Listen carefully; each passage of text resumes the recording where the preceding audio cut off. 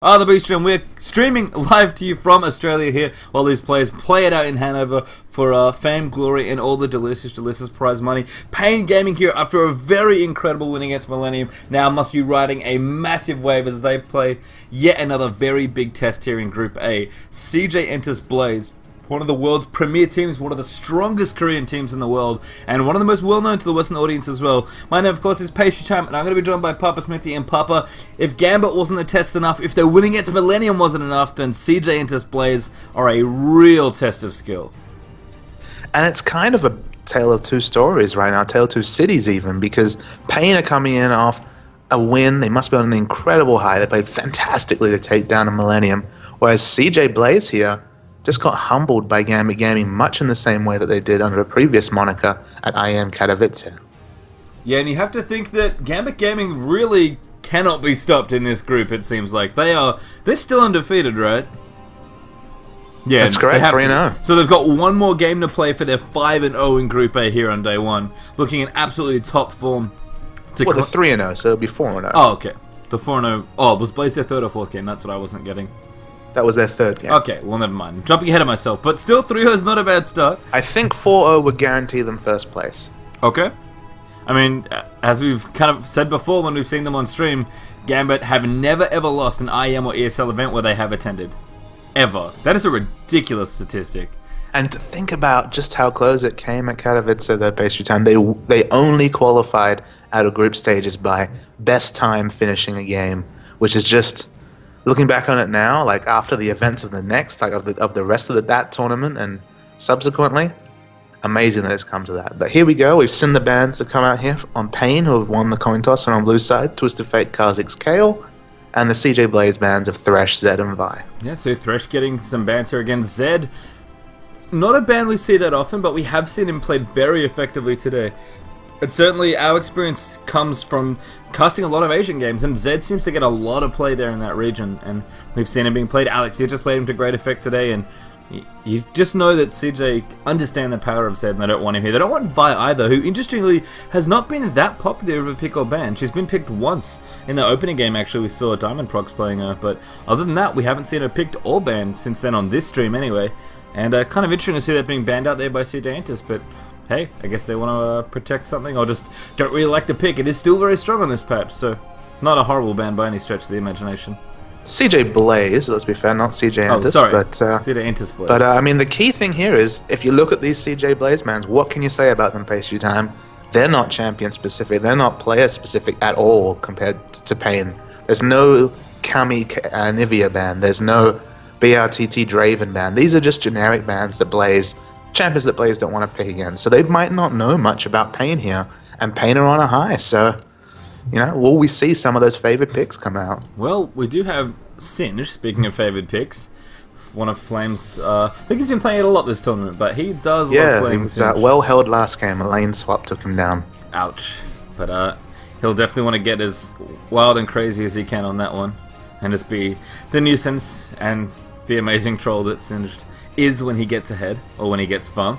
Pretty standard pick up here with the bottom lane as well. We've got Ezreal Sona there, and Volibear picked up here quickly, instantly answered by Vayne and Anivia. And I was going to say maybe BRTT is going to play Draven here, because I quite like it against Ezreal and Sona, but no, he's going straight back to the Vayne that won them last game. Vayne runs over Ezreal in much the same way, and are we going to see something Fnatic-esque? Oh, well. What would be even cooler is if they gave it to... Elios, that's what would be cooler if it was that would be very cool. Here we go. Let's just leave it now. Run down this. Oh, what the? I was actually hoping they were going to give... Yes, this is exactly what I was hoping they'd do. Give Caitlyn to Captain Jack and put Ezreal mid. Now, Caitlyn mid, I mean, Fnatic played that to a very good strength as well. And Anivia's much like most AD carries, finds it hard to deal with AD carries, that, you know, especially if they can be slippery. And Ezreal, the king of slippery. So this is a very interesting adaptation. Maybe I put my foot in my mouth a bit. Maybe they really did know about this Anivia pick, and they thought, hey, we got just the trick for that. Yeah, I mean, this is a pretty neat trick. I wonder if they'll swap back at the last second, because they've seemed to have swapped almost too early, in my opinion, but I guess we'll just have to wait and see. They'd both be interesting picks here. Yeah? We'll see. I'm just going to wait. I'm just going to wait. Although, just to add another layer here, No, they didn't swap. Okay, so it is going to be Ezreal mid here. The exhaust pickup at the last second there by Ezreal. I mean, what I was going to say is just to add a little additional effect here. If they lane swap, Sinch is going to have a horrible time. Like, an abysmal time. vayne 1v1 is already pretty good against Singed. With a support in there as well, Flame's going to have as bad of a time as he was last game on the main stage against Gambit. Basically, we've seen 2 Volibears in the last 24 hours. I think it was the last 24 hours go legendary, so I feel like the bear will have something to say about that. Well, Helios certainly known for some aggression. And Volibear has been, he's been getting a lot of love this tournament. And every time we've seen him, even when we saw him in a different tournament, he's doing pretty well. We'll see if Helios... Now, Ezreal's item pickup here leaves nothing to the imagination. We're going to see an AD Ezreal mid. And the Doran's Blade is such a statement of intent compared to the more standard Fairy Chime 2 wards 4 pots coming out of Kami. Yeah. I'm trying to go... Oh, yeah, sorry, in mid lane. Well, that got confusing quickly. I was looking down bottom, I was like, what are we talking about? This... Oh, mid lane. That's right, because we have AD. We have double AD now with Ambition. And before we saw Ezreal like take over the competitive scene as like a storm, we heard reports of Chinese teams and the Asian scene in general talking about AD Ezreal mid.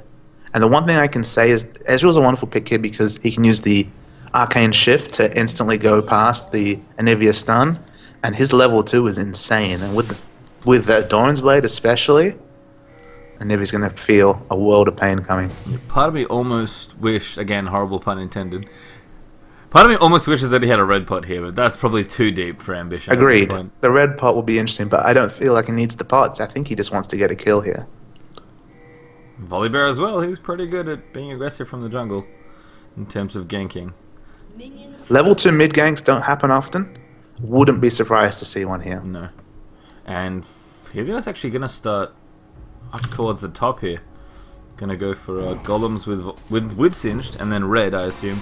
Blue buff? No, never mind. Just Wolves here being taken. So it looks like bottom lane wants to try and offset a bit of that golem advantage. Little do they... What is going on? Okay. What isn't going on? Oh, did they sniff out the lane swap? They did. That's really, really clever. As I said, Sinch has a horrible time against vayne alone, let alone both vayne and Lulu. So, I mean, he's going to be a little bit late to lane here, but the fact that they figured this out is really good news for Flame. In fact, he's even teleporting down there. Just does not want to waste a moment. Just teleports in, picks up a CS, game on. Or Flame on. And Singed also has a happy time against Shen. Although Shen has the nice setup CC with Taunt, Singed is an AoE farmer, and Shen, until he gets Sunfire Cape, many moons from now, might not even be his first item, a fiercely single target farmer. So expect to see a lot of dirty farming or proxying done by Singed here. Yep, and that's a very common Singed tactic. I'm sure Flame is no stranger to that one. And yeah, look, T2 is just trying to get CS, and he's getting poison trailed to death at this point. And Flame is a very accomplished Singed player. Maybe not so much in the 1v2 lanes, but certainly 1v1. He will know this matchup in and out. vayne in the top lane gets ignited there by Sona. Lost Boy there has taken the aggressive summoner with Caitlyn has heal. Her auto attack range is a little bit longer than Ignite, so it can be awkward to use. So you often see the support. And maybe that's why Ambition picked up Exhaust, just so the team had one. Yeah, that would make sense. Looks like mid lane Ambition's going to get ganked now, but Arcane Shift should make this pretty academic. And it does, as Ambition just gets well and truly out of the way of Audacious Charge. I mean, he's going to have to be a little bit more careful now until the cooldown comes back up, but I mean, he can farm from range as well if he's in any sort of danger. And looks like the gank is coming down the bottom. Oh my goodness, the double fling, but a great Shadow Dash there from T2. That was clutch from Shen. Gets away with his flash up, so that'll serve him well next time. And didn't even notice, but we do have the very lovely flippy floppy combo of Volibear plus Singed. And if shades of the OGN Club Masters here with the flip comp. Yeah, and if T2 wasn't on point with that Shadow Dash as he was, and looks like he's going to do it again here to get out of the way, as Helios looks for yet another one. He probably thought about flashing there, but it's very funny to see the double proc. Yeah, I was going to say, this is a little bit extreme. Singed can do this on his own, but hey, Helios is trying to apply pressure, and he's going to do a good job here. Looks like Flame's actually out of mana, but does he have... No, he has no Crystalline Charge. But look what he's doing here. He's not losing anything, and he's zoning melee minions away from Shen. Yep, and again, they're just going to do it. Every time they can, Helios is just going to continue to apply pressure. This is like the extended 3-minute tower dive. But I think Helios is finally going to back away. Wow, vayne's had no luck up top lane here. She's had to back twice now. And, you know, she goes from a positive matchup in Ezreal to a pretty abysmal one in Caitlyn. It's alright at level 6 if you can get that all-in down, but beforehand, especially if the trades go poorly, it can be painful. And look at this, they're forcing the lane swap again just because of the lack of fun up top. Ambition again takes quite a bit of damage. In fact, they're going to dive in here as well. Audacious charge there forces Ambition to flash, and he'll get very low but escapes that turret dive. So First Blood still not giving up here. Crucially, Anivia's flash is now down, and Volibear must be licking his lips. Yeah, Ambition has no summoners either, unfortunately. Looks like Helios comes in early for the gank, straight through the mid lane. I joke, of course, he's just here to farm. He can gank the minions. He did. Yes, he can. Very effective. Super effective. St. Vicious taught us all well. Yes. That was his excuse, right? I'm not taxing lane, guys. I'm just ganking the minions. Yeah. Sure. It's successful. And CJ Blaze have successfully swapped here as well. Or swapped back, I should say. As Shy is... Sorry, not Shy. Goodness gracious me. Flame is heading back up top. That one game he subs for them and they... No, wait. That was the other way around too, wasn't it? I should stop talking. Sure. Probably no contest from me. Thanks, buddy. In the late game, I really like the Anivia here, though. But can they get to that late game? You know, with the Anivia, with the space control and the attack speed so crucially on the ultimate against triple attack speed based AD champions here. I do like that pick, but it's definitely a counter pick, Ezreal, for the laning phase of Anivia. Yeah, I mean, it was quite a neat trick that CJ Blaze pulled here in draft. And it's working out so far, at least in the early game. It just, as you said, can they carry it through? Is it enough in the mid game to put them far enough ahead that they can win? Well, looks like mid lane Anivia's having issues. Still has egg up, but as we're going in, Helios again looking very aggressive. Just camping lane, just not even camping them. Just if anything, like he's been focused on zoning out the enemy and getting turret damage down, Helios here. Which is kind of neat, right? It's like an extension of their old strategy of pushing. But instead of, you know, forcing a aggressive pushing lane in a 2v1, they, you know, just get Helios to come in and do damage. I mean, he's actually ahead of levels in Xin Zhao, believe it or not. Looks like Helios going to come in as well. Flame also coming out as well, but he's going to take quite a bit of turret damage. Stange United now in as well. Volibear taking a couple turret hits, and everyone else from CJ Blaze is pretty low here, but I think they're all going to get out. And bit of a misfire on that dive, but thankfully they got out before it got too bad here. Ambition, they could be in trouble. In fact, yeah, he is going to get Shadow Dashed, and there's the first blood for Anivia. Finally, it comes Reward out for effort. Oh, definitely, and maybe a little bit of an overextension there, looking for that roam from Flame. And we see BRTT's picked up the Avarice Blade here. I think he's going to appreciate the passive gold ticking because he just had to shop so many times. He's Captain Jack about to hit 6 from the next 2 melee minions. I mean, BRTT still needs to hit 5. And vayne's still getting bullied here. Falling behind in levels now. That tower in bottom lane is almost dead as well. And the bottom lane for CJ Blaze, as they kind of have always been, no matter which organization they've been under. The Team Blaze is kind of synonymous with pushing and aggressive objective taking. And we're seeing it here down bottom lane. vayne is just not having any luck at all. And it was a masterstroke this draft here. It's just, as you said, a matter of can CJ Blaze actually make the difference here. The current Ezreal, you know, after they took away his attack speed slow and his W, opened up a lot of counter picks. vayne can be very strong. vayne can be very strong, and Draven also. Oh no, is face checking a bear. Surprise Helios pops down the bottom lane, but BRTT just has to walk you away. bait that pick. You bait. They split the difference. They would have been happy with Draven or. Here comes Flame as well. I feel like Draven or vayne. Kami didn't want to be there, but did a nice chunk of damage actually. Used Ignite there on Ambition. Chunked him down. Probably just saying, hey, get away from me. Teleport cancelled by Flame, so that's on a 3-minute cooldown now. Yeah, instead of 5, which is a big difference. And now Dragon going to come out for a CJ. And this is pretty aggressive. Again, I mean, as I just said a moment ago, this team's certainly known for their aggressive objective taking, and they're going to get bottom turret in short order. Helios actually being pretty cute, healing off his passive there to make sure he has enough to get Dragon, with only a Madron's Razor, which is pretty impressive, especially given that he's at level 5. Looks like blue buff now going to go over to Ezreal. A little bit late here on this donate, although he did start on the red side, so I guess it's actually probably timed correctly. After the mana cost changes, Ezreal not as necessary to get that blue buff, but of course as a mid laner he needs to keep up with Anivia's ability to push. Yeah, I mean Caitlyn certainly isn't really needed, and Cinch would like it, but he's too far away, so it kind of makes sense to be an Ambition here, I think.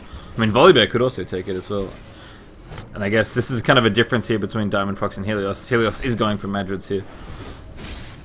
So he may hurt a little bit more for regen when he moves into the mid game. Helios actually going full on man mode though. He's straight giant spelled after this one. Speaking of man mode, Singed. Singed got with his pants down. Yeah.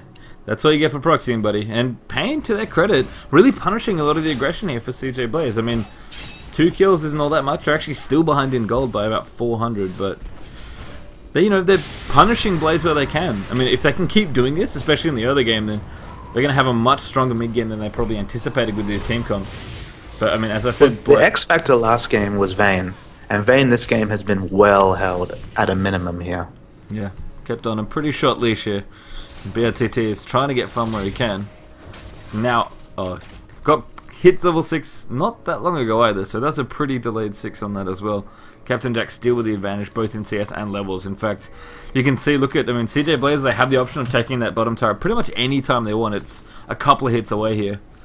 But they're not really opting for it at this point. They're actually trying to deny as much as possible here and really keep paiN back for as long as possible. And it's kind of nice to see the instantly push, the waves as hard as possible strat kind of fade away a little bit in bottom lane. There seems to be a lot more care and precision with how you control the creepers and when you should push and when you should deny. Because we've seen a lot more denying in these games that we've seen today than I've seen in quite a while, I have to say. Yeah, it harkens back to the Season 2 days when you had the mastery to reduce minion damage and you could tank waves. Very, very happy. It's only now that they've seen paiN entrenched in mid lane that Captain Jack started to push down bottom. Yeah, and he's going to get the tower in short order. There's no one here to stop him, so it's a free tower for CJ Blaze. And rightly so, they worked on it pretty hard. Ambition here in the mid just poking people down. And looks like they want to go in, Xin Zhao in as well. There's the flash out from Ambition, but they could go for the dive here. Shen coming in, Volley Bear in the mix as well, and a crescent sweep there. A little bit of a misfire, but there's a condemn back for Volley as well. Great crescendo there from Lost Boy actually around the side. And Espeon somehow getting out of it. Captain Jack misses a point-blank pilt over Peacemaker, which I'm sure he's both annoyed and embarrassed about. But he's going to get the ace in the hole. No, never mind, he gets cancelled. Because BRTT dies to Ambition as the Mystic Shot comes in. Singed from the side there as well, picks up Espeon. So, CJ Blaze. Drive-by Singed kill. That was very drive-by-esque, yes. Ace in the hole hits Sondakami, but... And with 2 AD carries pastry time, turrets are almost trivial to them. Especially with a bit of extra damage from Sona. Not to mention Volley Bear. He gets some free attack speed, so he's not the worst at pushing down turrets. Although I don't believe Frenzy actually procs on structures, so maybe Helo's just going to run around a little bit here. Looks like that's what he's going to do. But yeah, that's the second turret going down. 3 turrets very quickly for Blaze and a couple of kills, and they take what was about 400 gold and convert it into much more than that, about 3,500 now in their advantage. And whenever they win a team fight, having 2 AD carries feels so wonderful because the pushing power is there. They've got Singed splitting. His teleport's back up. He can push the lane very hard with his AoE farming. AD carries, they build attack damage and attack speed, both of which synergize well with sieging down turrets. I mean, unless they lose a team fight here, Blaze can just snowball out of control very, very soon. And you have to think that's what they're going to try and do here. Helios Ninja Tabi now. So they're going to be even more adequate in terms of dive power. We've got kind of some cool stuff going on with the AD carry builds, because I do have 2 AD carries. I feel like they're kind of splitting just straight up standing DPS from Caitlyn at long range, and Ezreal's, sustained DPS here with Bloodthirster. I mean, obviously they're both going to do sustained DPS because they're right click based champions, but I feel like if Caitlyn's going for this fast Infinity Edge into static shift, which it kind of looks like she's doing, and Ambition has already rushed a Bloodthirster, as you can see, I think these match up with the champions quite nicely and give them a nice mix of, okay, well I need to sustain in this fight as Flame here. Gonna get walled up a bit, but just activates his ultimate and runs away because he's singed. It's worth pointing out that just now, just last hitting under the turret here, paiN finally overtook Sona in gold. Wow, that is very sad for BRTT. And you're right, he was the hyper carry last game. Long way to go here for paiN if she's going to do the same here. And we have many action in the jungle. Oh, nice wall. Oh, the wall, very strong. Kami, I mean, he's a very practiced Anivia player. Flame still going in for this blue buff though. Looks like Ambition wants it. Helios trying to zone him out. Ezreal's going to get it. So that's very, very strong to deny blue away from Anivia. And nobody to relieve pressure down bottom here. It looks like a second inner turret going to go down. Just never letting up. I mean, they kind of picked their matchups. They wanted Singed against Shen. They wanted the duo lane set up here. So Caitlyn was against paiN. And, they threw Ezreal mid. just to kind of throw everything out of whack for paiN. And they're not letting out of these lanes, because really, why would they? You know, Singe is still getting farm here against Shen. If Vayne's staying in here trying to get farm, then she's not doing anything at all against Caitlyn. And Ambition, he's pretty sneaky. He can just kind of go between the lanes as he needs to. I mean, you know, it's Zinjao caught in the jungle here, probably going to survive. Nice tank there from Kami. Probably was going to live that ultimate regardless, but always good to make sure there. Doesn't cost Kami a whole lot. But CJB is very quickly taking over this map. T2 in top lane could get a kill here on Flame, but he's already in the clear. And Flame doing what? I don't know if this is all that common, but he's gone for pretty fat damage here on this build. He's got Rod of Ages coming up soon, and you have to think it's going to be Seraph's Embrace down the line as well. The tier pickup's almost too good to pass up after they reworked how the item built, how the item functioned. I mean, just walking back to lane with the low flat mana cost on Poison Trail, you know, just the 13 flat mana cost, you get about plus 30 on your tier for basically no mana usage whatsoever. And he just charges up so fast that with the passive, you know, picking up 250 health from the tier, you just pick it up, you never have mana troubles, you never need a blue. And then late game, if you're feeling it, if you can afford to, you can get a nice chunk of AP. Which is always good fun. I mean, you're right, his passive Empowered Bulwark does help him on the tanky front. He'll obviously want to build actual resist at some point to make all that health that he's getting from his mana items that much better. But right now, when something gives you that double efficiency, it's hard to pass up. Yeah, and you know, we talk about that a lot when we think about Vladimir, since it's kind of the same in that regard. Double power. I mean, Tito here is kind of hard to kill, but Flame is just going to push here. And without a Sunfire Cape, without any sort of real way to clear these waves effectively, Flame can just push into this turret as much as he likes. Lostball actually coming up here as well, looking for a gank on Shen, but Shen's going to get out of it. No, never mind, the Crescendo just hits at max range. Flame there finds a little bit of trouble getting him, and there's Captain Jack coming in as well. Red buff from Caitlyn's going to make Shen's escape very, very difficult here. And Tier 2, he's trying to do what he can. He's maybe going to go over this wall, but he gets flung away from it before he can, and Flame picks up the kill there with a bit of poison damage after that fling. And three-man gank on Shen. It takes that many people to take down a Warmog's Ninja, but they'll take it here. And you know, really, why not? Captain Blaze, wow. He is getting late. Blaze. He's their amazing mascot, Captain Blaze. As cool as that nickname is. CJ Blaze are really just turning on the map pressure here. I mean, playing like they always have. Aggressively taking control of the map. I guess the only happy thing for BRTT, at least, is Ambition. that Vayne was able to happily farm away there. 1v1's Zinjao there as well. With Ignite picking up the last of the damage. Oh no, not even. Red buff. Doesn't even have Ignite. Took the exhaust for his team. Didn't even need it to kill Zin. I mean, just look at the minimap right now. It tells the complete story of what's happening here in this game. All outer turrets down for paiN. They're just pretty much anchored into their base. You see the aggressive warning, lane wards in mid, wards in both sides of their jungle. Where are they going to go? They're completely starved. They have access to nothing except the minions that hit their turrets. Double AD carry. The siege doesn't take long. Also, Caitlyn had one red, Ambition now has the other. Seems like there's never an AD carry on Blaze's side that doesn't have red buff. Which is proving to be really annoying for Shen and Zin, who are getting kited all the time. And you know, paiN, they could try something here, but it would be a big mistake to just try and meet them head on. But I don't even know if they can... I don't think Blaze are going to give them a chance to actually get a free kill here. I mean, Captain Jack is the closest thing right now, but he knows that no one's here ready to respond, so he can happily 1v1 Shen and just push this lane in. Helios has gone back, so this might be paiN's best chance. Sorry, Sona's back as well, so yeah, if they wanted to, they could go in now. Ambition actually... I thought he was caught without Arcane Shift. Gets stunned there in the end. Great stunning there from Kami. Ambition though turns around. The flash out there from Ezreal. And Vayne's going in here. Ambition's probably going to die. One hit needs one more. Arcane Shift happens. And Ambition looks like he will just be able to get out of the way there.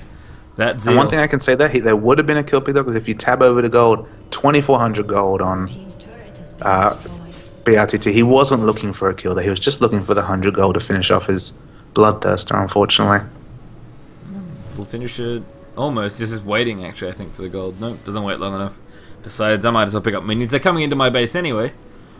I'll get it done now. Caitlyn, by the way, took out the inhibitor turret in top lane while all that was happening. So that was enough of a distraction to let Captain Jack just siege away at that turret and eventually get it down. Infinity Edge, Elixir of Fortitude up for Caitlyn. Ambition has Static Shiv now along with Bloodthirster.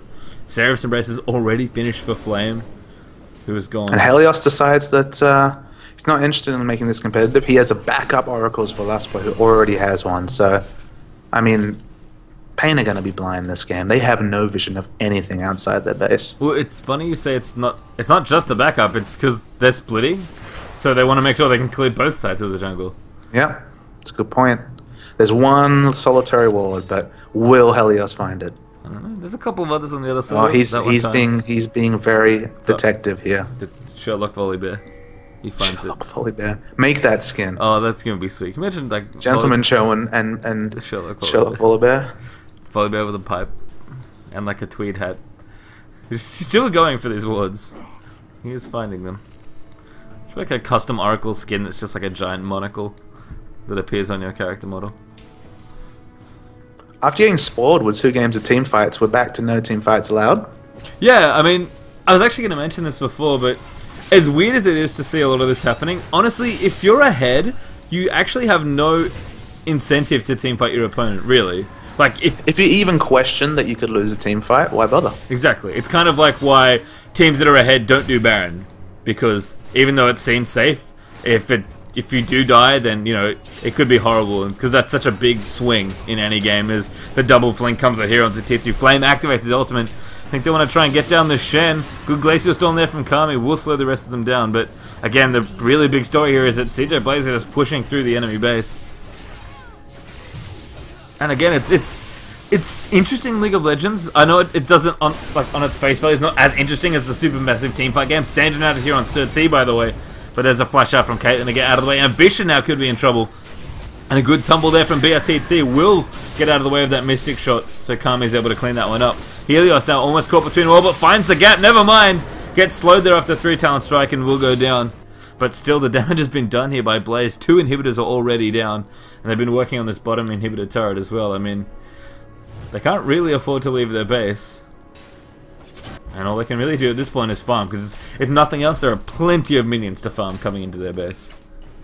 Yeah, they're almost exploring uncharted territories at this point, getting to push out. They might be able to get mid-turret to get on the board with turret kills, but you're right. I mean, 2 inhibitors down basically relegates them to base duty, unless they can actually mount a comeback that their opponents today were known for, having a victory from being 3 inhibitors down. They're only 2 down here, but it's the same sort of scenario. They need to farm every creep they get hands on and hope that Blaze drags the game out. I mean, paiN, if she gets to the point, can carry this game with support of her team. She will have the damage, but that point is going to take quite a while to get to. I guess we didn't even notice it before, but the timer is still 22 minutes. That's all the time that's passed in this game. Blaze are already 10,000 gold ahead, and they've just been stuck in the enemy section of the map, like practically in their base, for it feels like at least 10 minutes. And given that that's half the game, that's pretty insane. There's Flame here, just dodging a couple of skill shots. He's going to activate his ult and just be like, yeah, whatever. Maybe I'll flip Sir T back in. Okay, I will. There's Ghost. Ambition, go!